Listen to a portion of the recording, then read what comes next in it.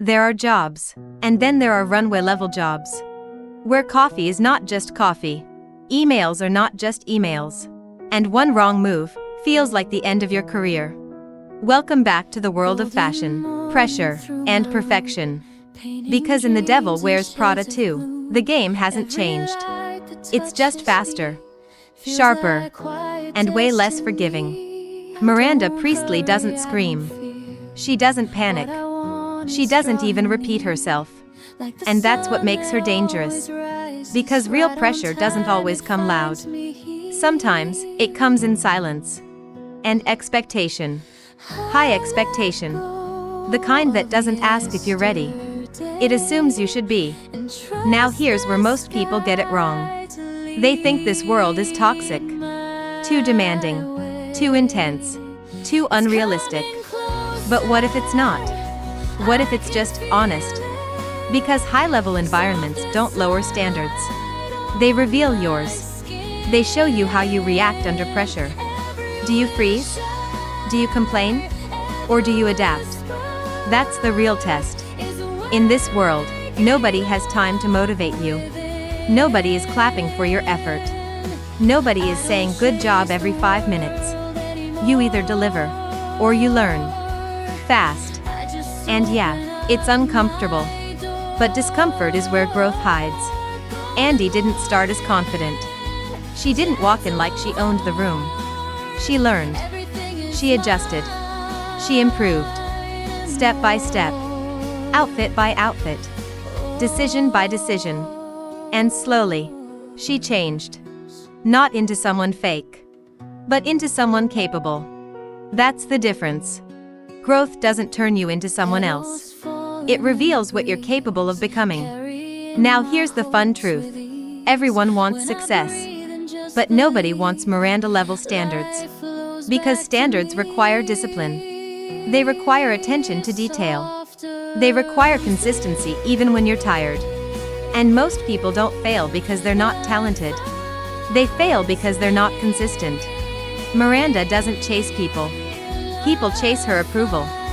Why? Because she represents excellence. And excellence is rare. Not because it's impossible, but because it's uncomfortable. But here's the twist. This story is not about pleasing Miranda. It's about not losing yourself while growing. Because success without identity feels empty. Andy learned how to perform at a high level. But she also learned when to step back. When to choose herself. When to decide what kind of life she actually wants. That's the real win. Not just becoming successful, but becoming clear. Clear about your standards. Clear about your limits. Clear about your direction. Because in a world that demands everything from you, the strongest people are not the ones who say yes to everything. They are the ones who choose wisely. So yeah, The Devil Wears Prada 2 might look like fashion, drama, and chaos. But underneath, it's about pressure, growth, identity, and one simple question. Can you rise to the standard without losing yourself? Because that's where the real challenge begins. Anyone can change under pressure. The question is whether the change makes you stronger or just more exhausted. In The Devil Wears Prada 2, the world moves fast, too fast sometimes. Trends change overnight, expectations rise constantly, and everyone is trying to look confident while internally panicking. That's the funny part about high-performance environments.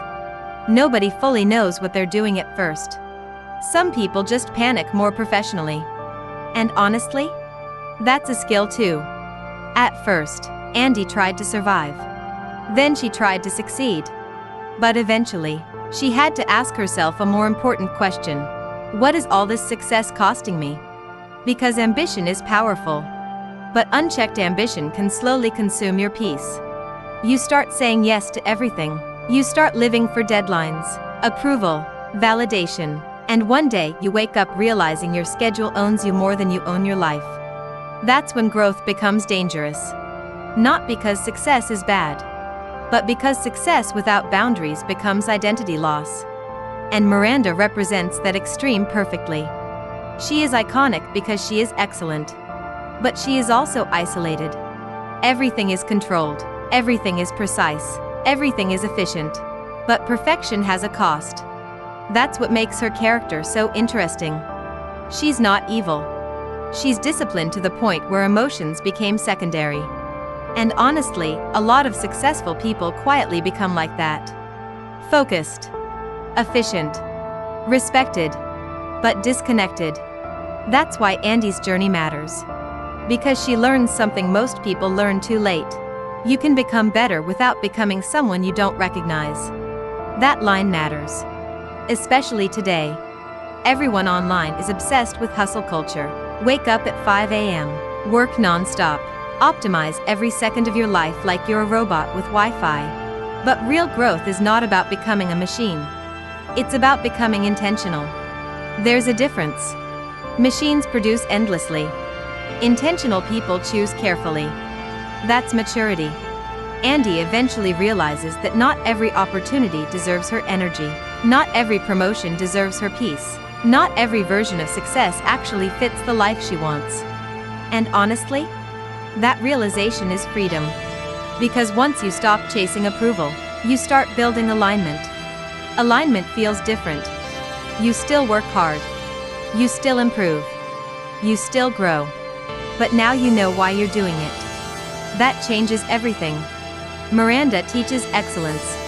But Andy teaches balance. And balance is harder than burnout. Burnout is dramatic.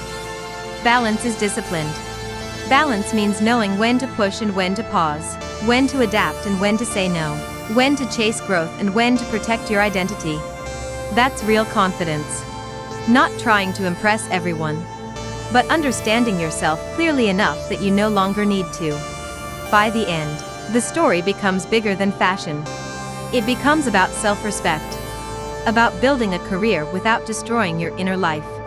About learning high standards without becoming emotionally empty. And honestly, that lesson applies everywhere. Work, business, relationships, social media. Everyone is trying to become more. Very few people ask whether they still feel like themselves in the process. That's why this story connects with people. Because deep down, everyone fears the same thing. Not failure. Transformation without meaning. Success without peace. Growth without identity. So the real goal is not just reaching the top. It's reaching the top, while still recognizing the person in the mirror. Because success changes people. Pressure changes people. And if you are not careful, ambition can slowly turn your life into performance instead of purpose. That is the hidden tension inside The Devil Wears Prada 2. Everyone looks polished. Everyone looks confident. Everyone looks important. But underneath the designer clothes, the deadlines, and the perfect image, people are tired. Tired of proving themselves. Tired of chasing impossible standards. Tired of pretending they have everything under control. And honestly, that's what makes the story relatable. Because most people today are living their own version of Runway magazine. Maybe not in fashion, but in life. Social media became the new runway. Everyone is curating the perfect image, perfect job, perfect body, perfect lifestyle, perfect productivity routine that somehow includes green juice at 5 a.m. and zero emotional breakdowns. Meanwhile, real life is messy. Real growth is messy. You miss deadlines. You doubt yourself. You compare yourself to people online who probably cried 5 minutes before posting their perfect photo. That's reality. And the movie quietly exposes that reality. Miranda appears powerful because she controls everything around her. But control is exhausting. When your entire identity depends on perfection, even small mistakes feel threatening. That's why perfection is dangerous. It leaves no room for humanity. Andy slowly understands this. At first, she thinks success means becoming untouchable, more polished, more efficient, more accepted. But eventually she realizes something deeper. Being respected is not the same as being fulfilled. That lesson changes her. Because fulfillment comes from alignment, not applause. You can have status and still feel empty. You can have success and still feel disconnected from yourself. And honestly, a lot of people don't realize this until they achieve the thing they spent years chasing. That's the irony. Sometimes you climb the mountain only to realize you never wanted to live there. That's why self-awareness matters more than image. Image impresses people temporarily.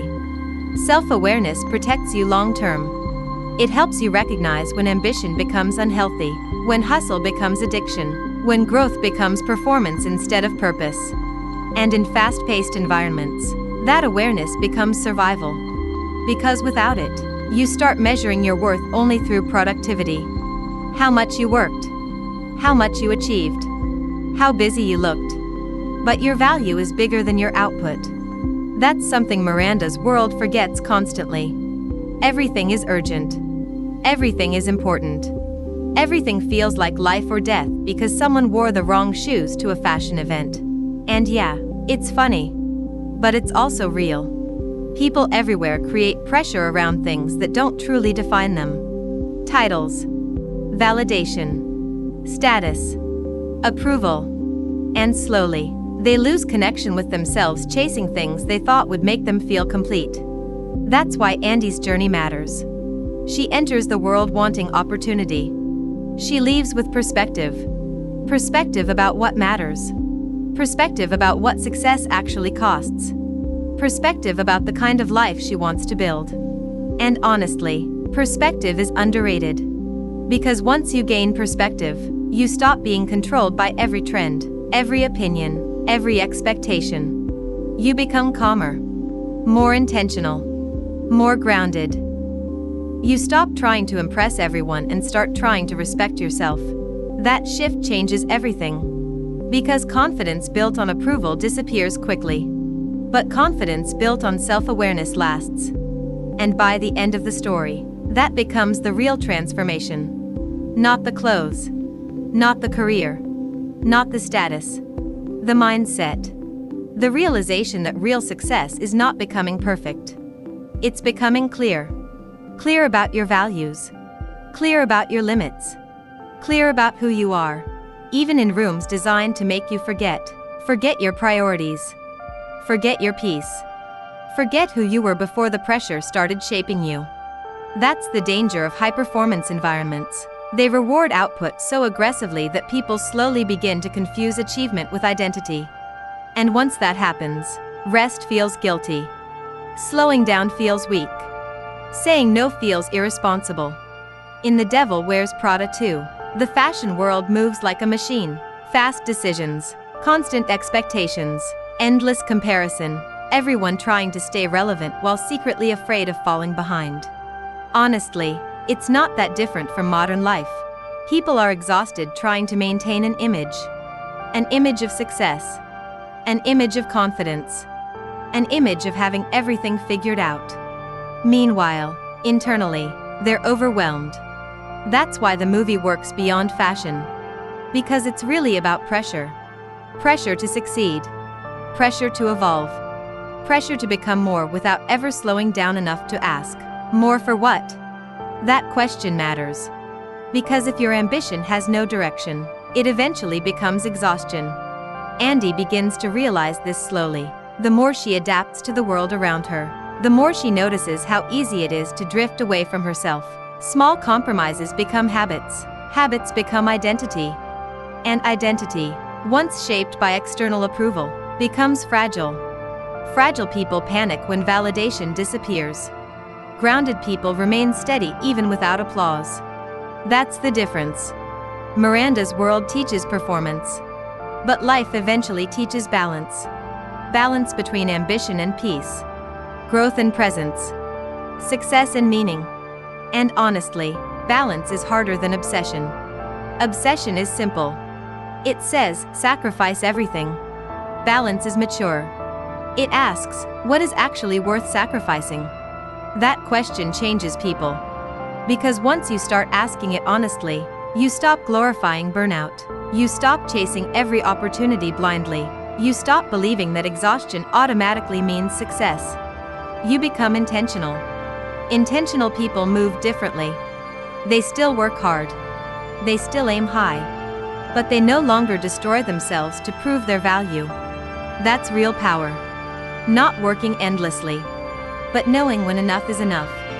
The movie subtly shows this through contrast. Miranda has status, influence, and control, but there's also distance around her. Isolation, a quiet loneliness hidden beneath perfection. Because perfection often creates walls. People admire you, but struggle to connect with you. That's why Andy's transformation matters more emotionally. She learns how to operate in demanding environments without fully surrendering her humanity. That lesson is rare. Especially today. Everyone wants the lifestyle. Very few people think about the emotional cost attached to it. Late nights. Constant pressure. Comparison. The fear of becoming irrelevant. And honestly, that fear traps a lot of people. They stay in environments that drain them because they're scared of losing status. They keep performing because they no longer know who they are outside the performance. That's not success. That's dependency. Real success should expand your life, not imprison it. It should give you clarity, not constant anxiety. And that clarity only comes when you stay connected to yourself while evolving. That's the real challenge. Not becoming successful, but becoming successful without becoming emotionally lost. Without losing your values. Without losing your relationships. Without losing your peace. Because once peace disappears, achievement starts feeling empty. The story reminds us that growth should deepen your life, not disconnect you from it. You should still recognize your voice, your values, your priorities, even after the promotions, even after the recognition, even after entering rooms that reward image more than authenticity. Because the strongest people are not the ones who perfectly fit every room. They are the ones who can walk through powerful rooms, without forgetting who they are once they leave them.